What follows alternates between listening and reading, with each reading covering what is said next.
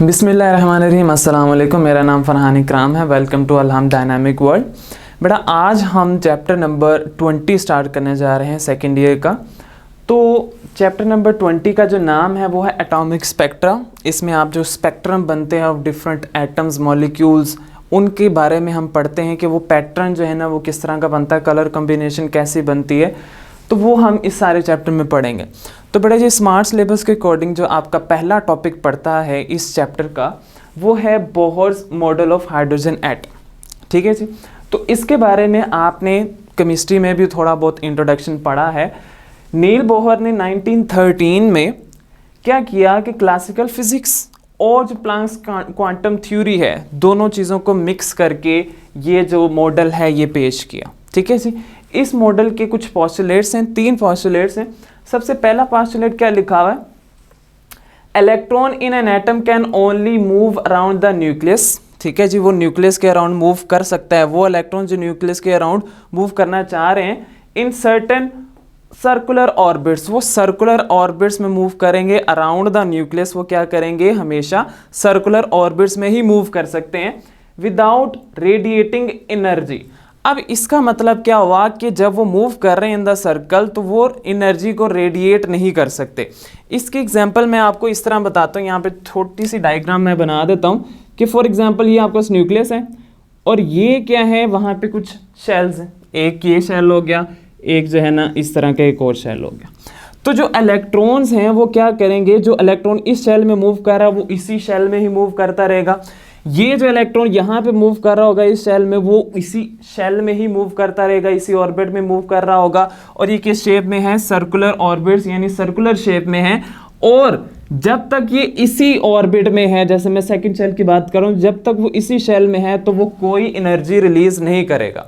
ये ऐसा क्यों बोला गया? क्योंकि जो हेजनबर्ग प्रिंसिपल था पहले, उसने क्या किया था, उसने क्या बताया था कि आपके पास फॉर एग्जाम्पल ये इलेक्ट्रॉन है, तो ये अगर रेडिएट कर रहा है, मतलब कि यहाँ पे ये मूव कर रहा है अराउंड द न्यूक्लियस, तो वो कुछ इस तरह मूव करता करता करता करता एक टाइम आएगा जब वो न्यूक्लियस के अंदर गिर जाएगा। तो यहाँ पे क्या हो रहा था? एनर्जी रेडिएट हो रही थी। ठीक है, क्योंकि यहाँ पे वो आहिस्ता आहिस्ता न्यूक्लियस के पास आता जा रहा था। यहाँ पे आपके पास जो इलेक्ट्रॉन है वो सर्कुलर ऑर्बिट्स में मूव कर रहे हैं। तो ये जो ऑर्बिट्स हैं इसमें जो इलेक्ट्रॉन्स मूव कर रहे हैं वो सेंटर के पास नहीं आ रहे, वो न्यूक्लियस के पास नहीं आ रहे। तो इसका मतलब क्या है कि वो रेडिएट नहीं कर रहे इस टाइम एनर्जी। यहाँ पे इस प्रिंसिपल को उसने गलत साबित किया। किसने? बोहर ने ये बोला कि वो न्यूक्लियस के अराउंड तो मूव करते हैं, ठीक है, जो भी उसने कहा था, लेकिन वो सर्कुलर ऑर्बिट्स में मूव करते हैं। ये सर्कुलर ऑर्बिट्स नहीं बनते। ठीक है जी, ये सर्कुलर ऑर्बिट्स बनते हैं और एनर्जी को वो रेडिएट नहीं करते, जो कि इसमें था कि रेडिएट करते हैं। जब वो अगर ऐसा पॉसिबल होता तो इसका मतलब कि इलेक्ट्रॉन आहिस्ता आहिस्ता न्यूक्लियस के पास चला जाता और न्यूक्लियस में गिर जाता हो तो एटम तबाह हो जाता। ऐसा पॉसिबल नहीं। ठीक है जी। ये जो सर्कुलर ऑर्बिट्स हैं इनको हम नाम दे देते हैं स्टेशनरी स्टेट्स का, या स्टेशनरी ऑर्बिट्स भी हम इसे बोलते हैं। सेकंड जो इसका पोस्टुलेट है वो क्या लिखा हुआ है? ओनली दो स्टेशनरी ऑर्बिट्स या stationary states are possible in which angular momentum. Angular momentum आपने कहाँ पढ़ा है बेटा? फर्स्ट ईयर में चैप्टर नंबर 5 में आपने पढ़ा है। Angular momentum of the electron is integral multiple of h/2π। ये एक क्वांटिटी है, इसके क्या होना चाहिए? इंटीग्रल मल्टीपल के इक्वल होना चाहिए। यहां पे देखें, बताना ये चाह रहे हैं कि ये जो इलेक्ट्रॉन है फॉर एग्जांपल, ठीक है जी, ये अगर मूव कर रहा है तो ये तभी मूव करेगा, या ये जो सर्कुलर ऑर्बिट्स हैं तभी पॉसिबल होंगे जब आप इसका एंगुलर मोमेंटम निकालो। एंगुलर मोमेंटम का फॉर्मूला क्या होता है? आपने यहां पे पढ़ा हुआ है चैप्टर नंबर 5 में, वो ये लिखा हुआ mvr। ये जो एंगुलर मोमेंटम है ये किसका? इलेक्ट्रॉन का। ये क्या होना चाहिए? इक्वल होना चाहिए किसके? ये जो n है यहाँ पे शो कर रहा है इंटीजर को, integral multiple of the quantity. वो क्वांटिटी कौन सी है? h/2π। ठीक है जी। ओनली दोज ऑर्बिट्स जो है ना वो क्या है? पॉसिबल हैं, जिनमें क्या होगा कि उनका जो एंगुलर मोमेंटम है वो बराबर हो किसके? हो इंटीग्रल मल्टीपल ऑफ h/2π। आप ये इंटीजर को अलग लिखें, और ये जो h/2π है ये क्या शो कर रहा है? ये अलग quantity. Integral multiple of h/2π वो किसके इक्वल होना चाहिए? एंगुलर मोमेंटम के, तभी पॉसिबल है। ये कैसे आया, कहाँ से आया? ये डेरिवेशन जो है ना हम यहाँ पे कंटिन्यू करेंगे। अभी बस आपको यहाँ तक इसको ज़हन में रखना है। यहाँ पे जो n की वैल्यू है बेटा जी वो क्या लिखी है 1 2 3, ये नंबर ऑफ शेल्स हैं, मतलब कि पहला शेल, दूसरा शेल, तीसरा शेल, इसी तरह ये चलता रहेगा। सेकंड पे आप आ जाएं बेटा जी, आपके पास थर्ड जो पॉस्टुलेट है वो क्या है, when electron jumps from higher energy state, क्योंकि आपके पास जो एटम होते हैं उसके कुछ स्टेट्स होती हैं, कुछ लोअर एनर्जी स्टेट, कुछ हायर, कुछ उससे भी ज्यादा, कुछ मॉडरेट, ठीक है जी। When electron jumps from higher energy state से वो जंप कर रहा है, कहां तक कर रहा है, टू लोअर एनर्जी स्टेट, यानी एक हायर लेवल से वो कहां आ रहा है, लोअर लेवल तक आ रहा है। क्या होगा उसकी वजह से, अब फोटोन, एक फोटोन जो है ना वो रिलीज होगा। अब फोटोन क्या होगा, इमिट होगा, फोटोन क्या होगा, रिलीज होगा, जिसकी एनर्जी कितनी होगी, HF। और इसके बारे में आपने कहां पढ़ा है, लास्ट चैप्टर, चैप्टर 19 में आपने इसके बारे में पढ़ा है, ठीक है जी।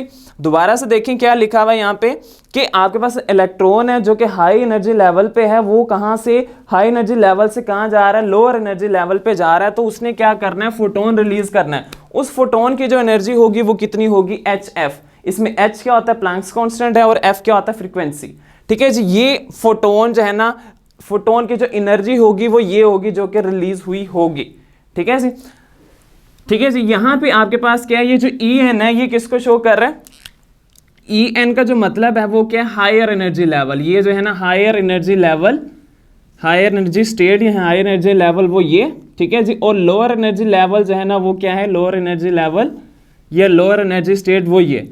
तो जब हायर एनर्जी लेवल से आप कहां जा रहे हो, लोअर एनर्जी लेवल या लोअर एनर्जी स्टेट पे जा रहे हो, तो क्या होगा, एक फोटोन रिलीज होगा जिसकी एनर्जी कितनी होगी, HF, ठीक है जी। इसमें H क्या होता है, प्लैंक्स कांस्टेंट, वो आपको पहले से पता है, और F क्या होता है, फ्रीक्वेंसी।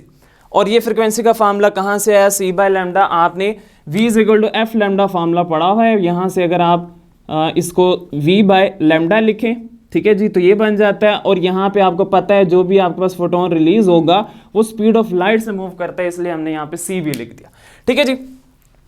अब नेक्स्ट पे आ जाए, ये तीन पोस्टुलेट्स आपको क्लियर हो गए। नेक्स्ट जो टॉपिक है वो क्या है, D Broglie's interpretation of Bohr orbits. आपने क्या किया कि जो डी ब्रोगली है उसने क्या किया, बोहर ऑर्बिट्स में थोड़ा सा कंट्रीब्यूशन किया उसके टॉपिक में। वो क्या किया, सबसे पहले तो आपने लेट कर लेना है कि एक स्ट्रिंग है, ठीक है जी, ये मेरे पास एक स्ट्रिंग है, ठीक है, कोई रस्सी है जिसकी लेंथ कितनी है बेटा जी, L है, उसकी लेंथ कितनी लिखी है, L लिखी हुई है। अब आपने क्या करना है, आपने ना इसमें स्टेशनरी वेव्स क्रिएट करानी है, ठीक है। तो वो आपने कहाँ पढ़ा है, फर्स्ट ईयर चैप्टर नंबर 8 में आपने पढ़ा है। जो स्टेशनरी वेव्स हैं वो कैसी होती हैं, वो कुछ इस शेप की होती है, ठीक है जी, जिसमें लूप्स बन रहे हैं, ये एक लूप, दूसरा लूप, तीसरा लूप, ठीक है जी। अब आप जरा गौर कीजिएगा कि ये जो मेरे पास स्ट्रिंग थी, मैंने उससे क्या किया, स्टेशनरी वेव्स क्रिएट कराई है।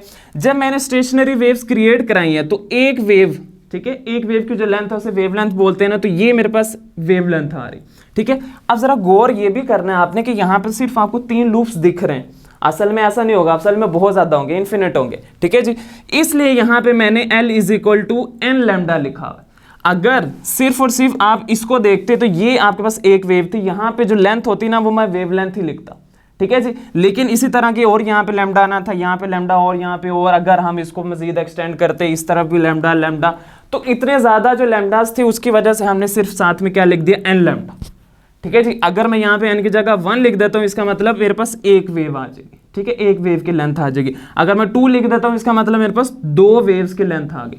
तो इन शॉर्ट मैंने क्या किया, मैंने यहाँ पे स्टेशनरी वेव्स क्रिएट कराई, उसकी जो लेंथ है वो मैंने लिख दी n λ, ठीक है जी। n λ क्यों लिखा है मैंने बेटा जी, क्योंकि आपके पास जो लैम्डा है, ठीक है, वो एक वेव की लेंथ है, लेकिन यहाँ पे एक वेव्स नहीं है, काफी सारी वेव्स हैं, बहुत ज्यादा इन्फिनिट वेव्स हैं, तो इसलिए आपने साथ में n λ लिख दिया ताकि आपको पता लग जाए total length of the waves है, ठीक है जी।